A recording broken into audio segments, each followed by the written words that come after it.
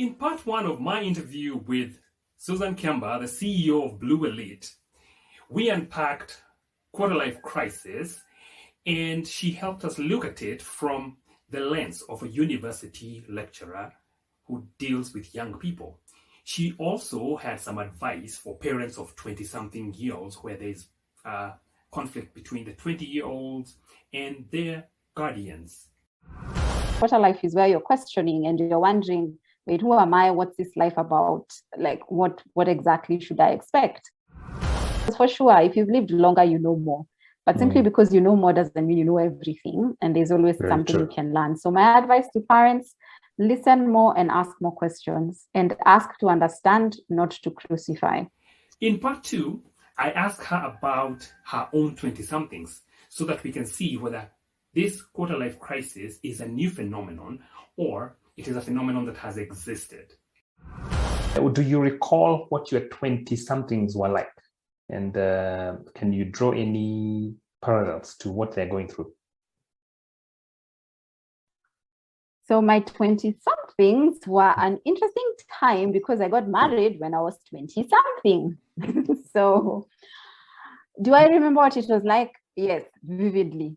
For one, the reason that when I was in campus at the time, I was looking forward to being all grown up, getting out from mommy and daddy's home and going and living my own life that would involve doing none of the things that my mother used to insist we must do, and none of the things my father used to try and make us do. Now, somewhere in between there, I met a guy, fell in love and decided, okay, let's get married.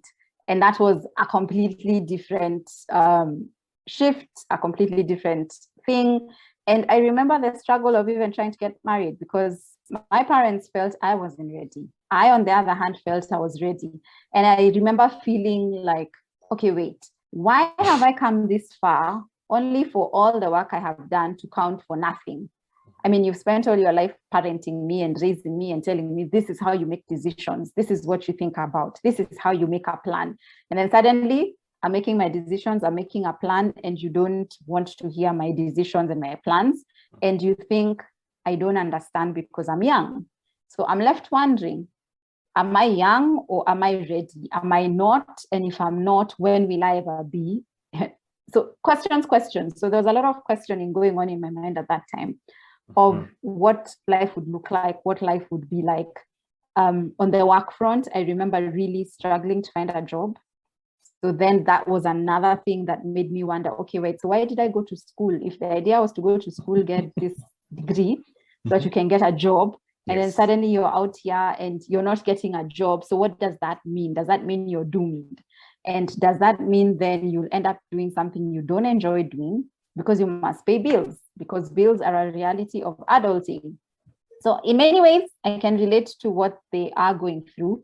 Just that shift, transition from your parents to yourself to being independent, that transition from being in school to trying to then get into the workplace, the transition of also trying to understand who am I outside of my parents, outside of my family, outside of my school, and outside of all these people who have been around. Because when we are in high school, when we're in campus, we have a few friends. I mean, we are surrounded by our peers, and our peers inform what we think about us, and they tell us what they think about us. And so many times you find you don't quite have a good sense of you outside of all these people. And then suddenly you're expected to be a grown-up who knows how to be you. And sometimes you don't even know who you is because you've never been given a chance to explore you outside of different groupings. So that was my 20-something experience. And well, I usually say I wouldn't want to go back to being 20. It is a necessary stage and time in life.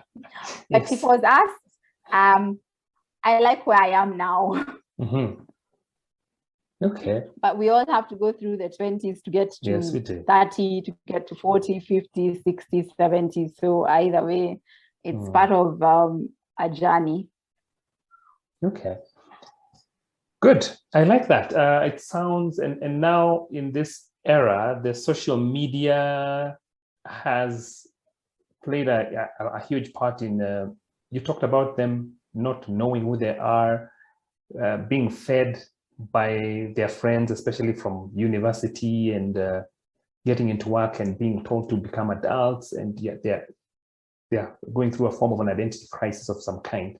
Do you feel like the social media plays a part in confusing them a bit further? I think social media is an amazing tool.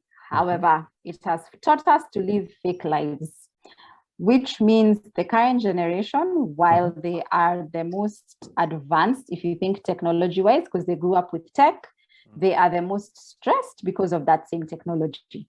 I mean, we have filters that make you look lighter than you actually are. There are filters that can make you taller, shorter, slimmer. Like, I mean, you literally can look like somebody else online. You can be somebody else online. And half the time, everyone is trying to be somebody who's not them. So you have your influencer who's saying you can live the laptop life by doing nothing, but simply dancing on TikTok or doing reels or just showing up and taking photos next to people's cars and next to famous people. Okay, come on, really? How many of us can actually make a living from just being photographic and doing videos, short videos? And realistically, it's not the case. But then if you look at all the influencers, whether that's on Instagram, on TikTok, wherever, the influencers seem to be living this otherworldly life that is not like our lives.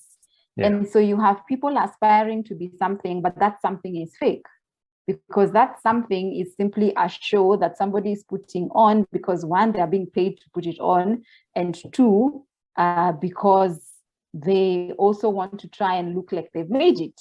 So you have a group of people who are struggling to find themselves, and in the midst of that struggle to find themselves, the people they are following and looking up to are telling them something that's completely unrealistic. So I usually sense the tension when there's this ideal that you're being told you need to aspire to, and you fall so far short of the ideal. So it's crazy. Social media, I think, has just made things even worse, and particularly because we're in an age where it's so hard to tell what's real and what's fake. And so many times people live a life where they're assuming things that are really, but are actually fake, and then they're assuming that things that are fake are real. So it's crazy. You can't tell up from down, sideways from the other side, and it's crazy. It just adds to an already stressed out mind and very conflicted person, and to some extent I'd even say tortured soul, because some of the things that I hear people say, if you are not feeling like you're not having mental torture and mental anguish around it, it wouldn't affect you as much. Very helpful. Very, very helpful.